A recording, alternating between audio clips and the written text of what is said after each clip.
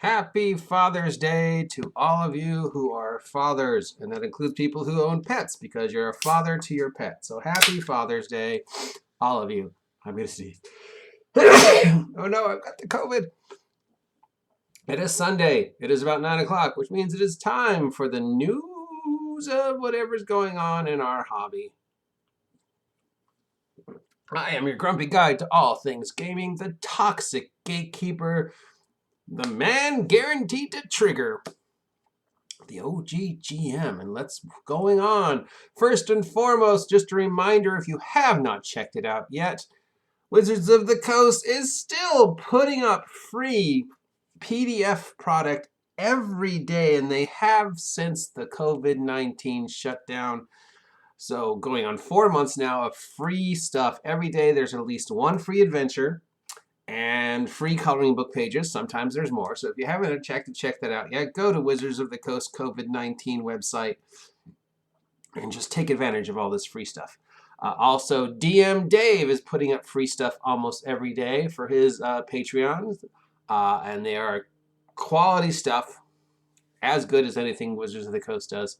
So if you haven't had a chance to check out our buddy DM Dave, please do so. And now, what is coming to an end in the world of Kickstarters? Okay, so Alice is Missing, a silent role-playing game by Hunter's Book. This is an original system. Its Kickstarter is ending June 22nd, and this is the role-playing game that we talked about where you can only communicate with its text messaging back and forth instead of speaking. Sounds interesting. Cult Divinity Lost, Horror Guide and Scenario Collection by Helmgast is ending July 2nd. It is for the amazing modern horror, wacky, weird, scary stuff role-playing game that is Cult. Fantastic Lairs, Boss Battles, and Final Encounters for D&D 5e from Sly Flourish is ending its Kickstarter Wednesday, July 1st. Beowulf, Age of Heroes by Handiwork Games for Dungeons & Dragons 5th edition is a take on the epic tale of Beowulf for D&D, and it ends June 30th, so that's pretty close. Rise of the Ice Dragon Trilogy, 3 RPG adventures for 5e by Midnight Tower is ending its Kickstarter on July 2nd. Legend Drawer RPG system for 5th edition fantasy roleplay by our buddies over at Onyx Path Publishing is ending its Kickstarter on July 2nd. This is the 5th edition source book based upon the Realm and Legend Lore comics. Basically, it's trans fiction, normal people who are stuck in a fantasy world. Maximum Apocalypse RPG from Rock Manor Games, which is an original system. It's ending its Kickstarter on July 1st. It's a role-playing game based upon the board game series of the same name, Maximum Apocalypse. Modern Mythos and Machines, which is a stock art by J.E. Shields, is a bunch of, sci-fi, Lovecraft, and modern art for your role-playing game. It's ending its Kickstarter on June 23rd, so that's the day after tomorrow. So that's what's going on with Kickstarters. Now let's see what's going on with the regular world of our gaming hobby in news today. There's a new one-page adventure up at the EN RPG site called Fungi and Dragons. Mythic Odyssey of Theros is due out next month. There's a full review of the Greek-themed Magic the Gathering base book over on Beth Rimmel's site. 2 more bestiaries are coming out for Call of Cthulhu 7th edition from Chaosium. Another Age of Sigmar adventures come out from Crucible 7 called Shadow of the Mist. Roll20 announced a new role-playing game designed from the ground up for play on their system, the science fantasy game Burn Bright, that puts players on a ship and challenges them to survive a dangerous galaxy. We were just talking about science fantasy yesterday.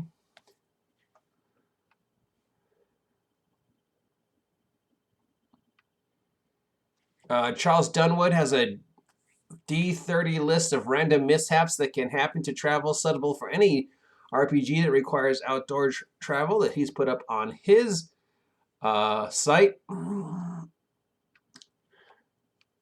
The demo of Solasta, Crown of the Maginstar, a 5e OGL dungeon crawl video game, sort of Diablo for 5e, is back online with an update.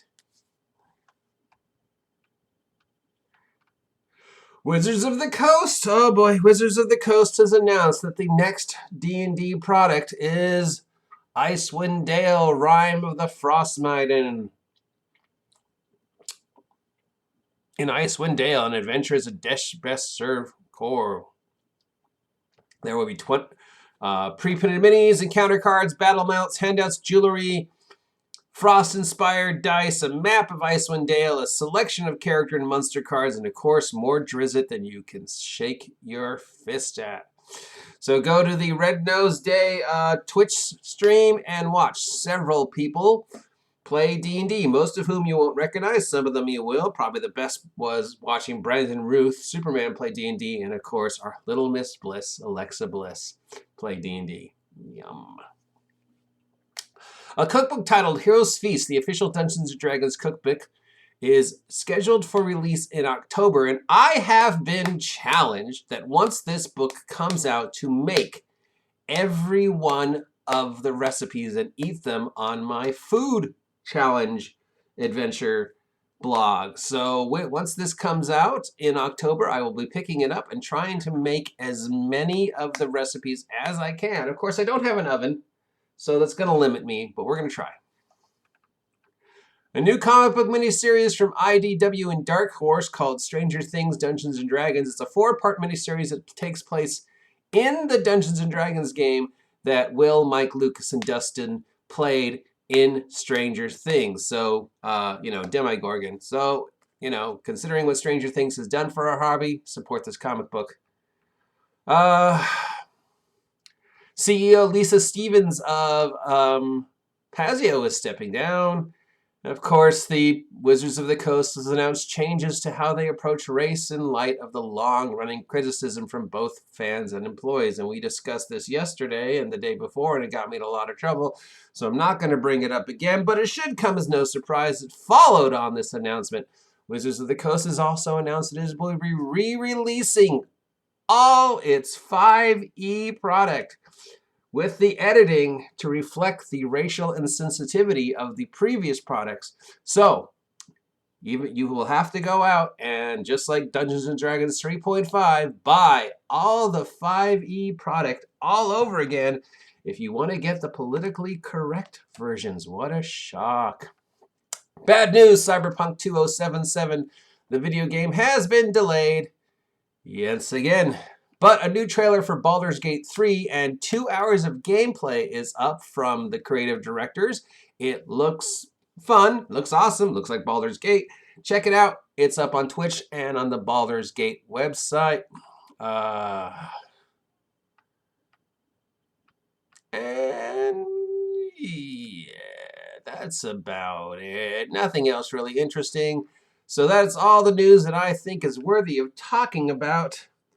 Sponsor me, Venom. Till next time, I am the guy you love to hate, your grumpy guide for all things gaming, triggering you and talking to you losers later.